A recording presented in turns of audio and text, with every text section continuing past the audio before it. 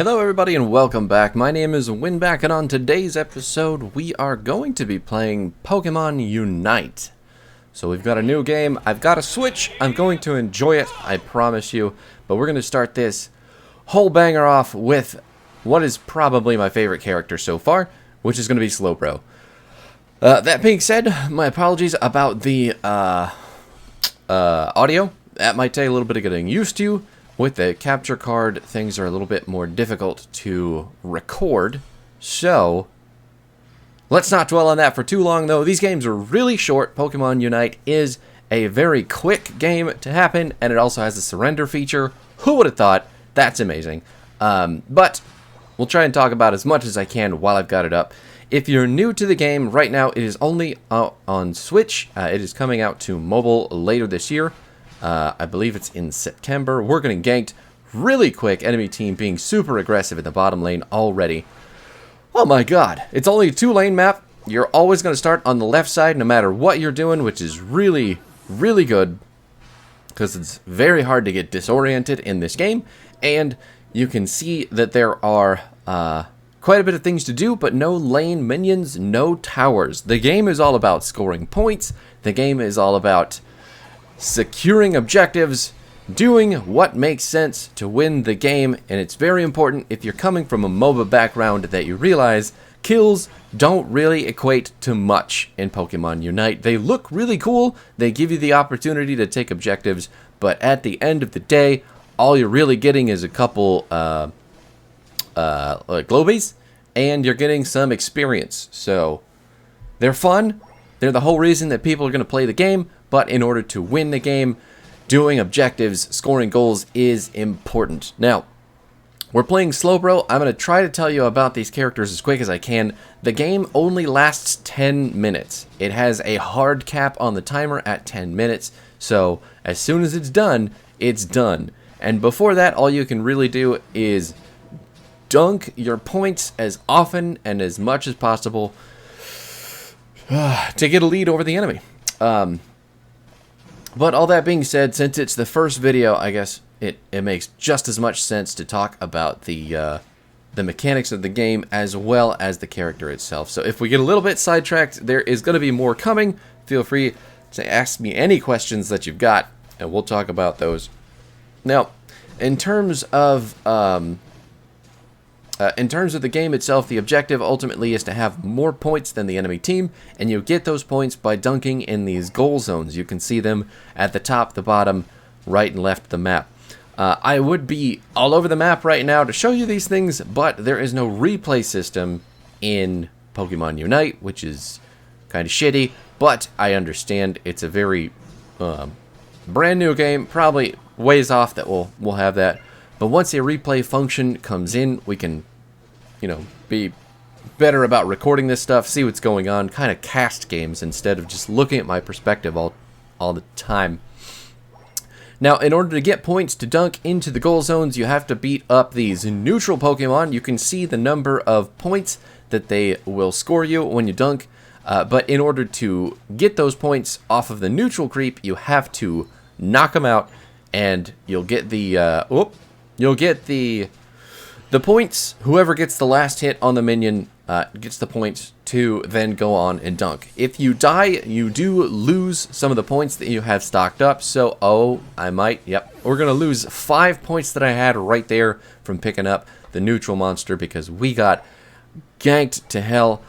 Forgive me, I don't know all the names of the new gens of Pokemon, so if I miss some of these neutral jungle monsters, my apologies. I'll learn them eventually. Right now, I think we've got some Audinos, we've got some Bouffalants, some Apoms, and some Crawfish? Is it Crawfish? I'm not sure. But anyway, back to the game. So, there are 3 objectives on the map outside of your towers. So the scoring zones, there are 4 for each team on each side, plus your main base scoring zone. So in total, 5 zones that you can dunk in for points. And the first 4, the outer and the inner scoring zones, can be destroyed once you have enough points inside of them. But in order to do that, you do have to sit there and channel the points in for a hot second. The more points that you have, the longer it's going to take for you to dunk.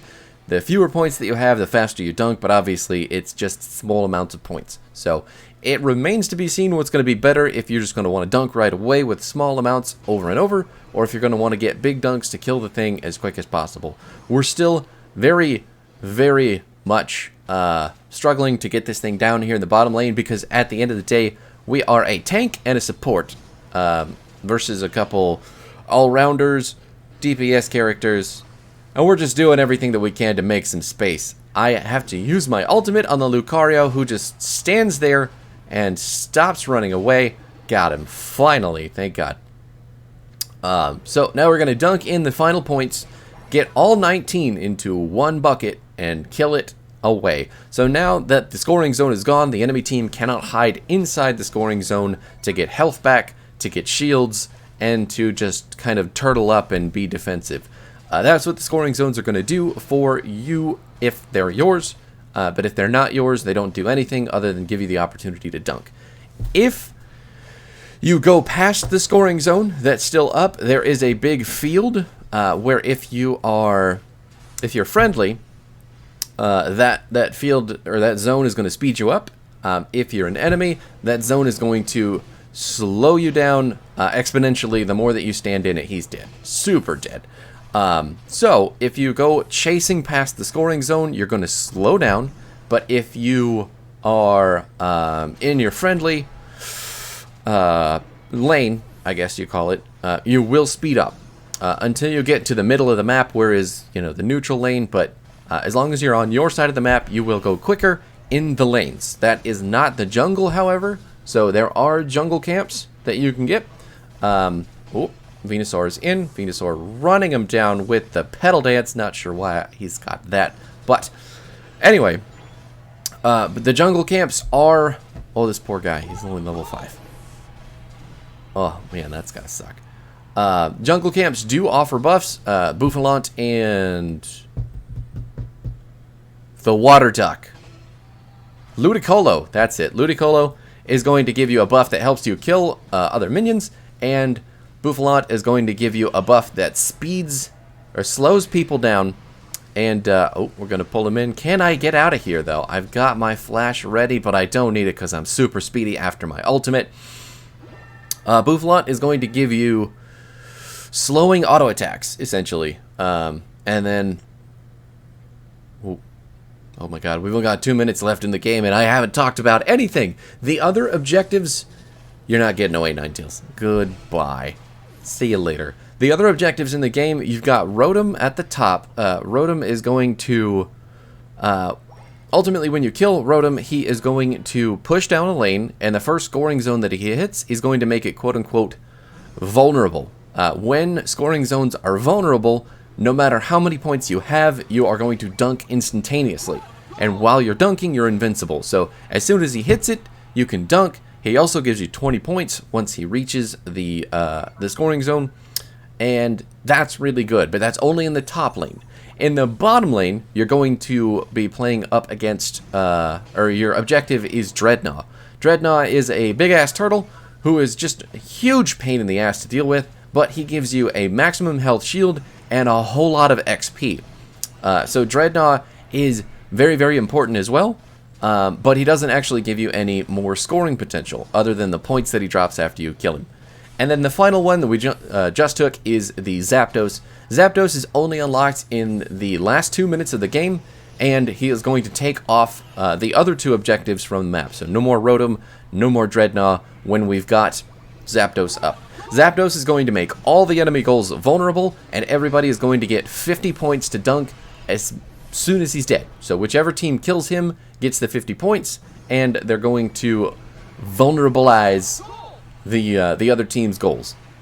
So you could see it with the little indicator over top of the goal just before we got him in. But ultimately, in the end of the game, in the last 2 minutes, all the points that you score are doubled. So if Zapdos is just giving you 50, you're going to get 100 as long as you get those points into the goal.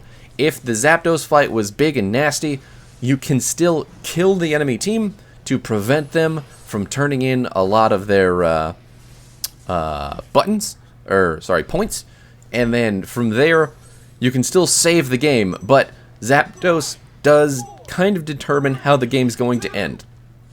It is a very, very important objective, and it's going to swing it either way. So 537 to 165 points.